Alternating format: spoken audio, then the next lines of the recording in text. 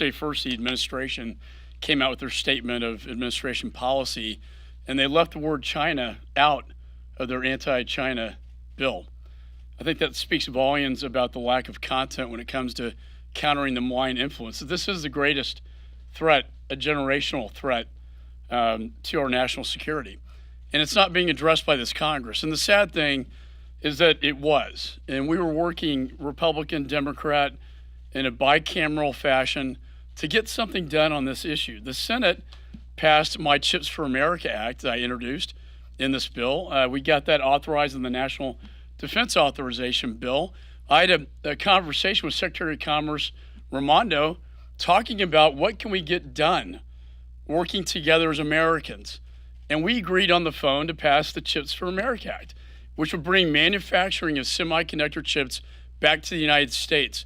It goes in everything from your iPhone to the most advanced weapon systems being compromised right now by the CCP. That was the plan, and 2 days later, Pelosi threw this thing out.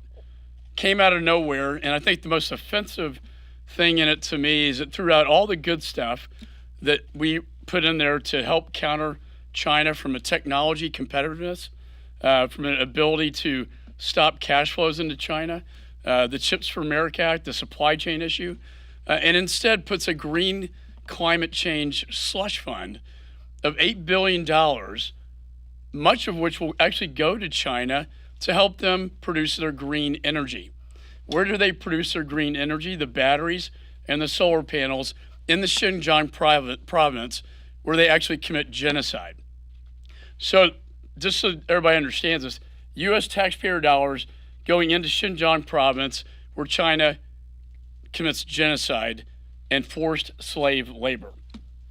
To me, it's immoral, it's reprehensible, and even though my Chips for America Act is in this bill, I'm a strong no, and our Republicans are a strong no. And I asked the Speaker to come back and let's do something right for America that's pro-America and not pro-China. Thank you. Next, I'd like to introduce Claudia Tenney. Thank you.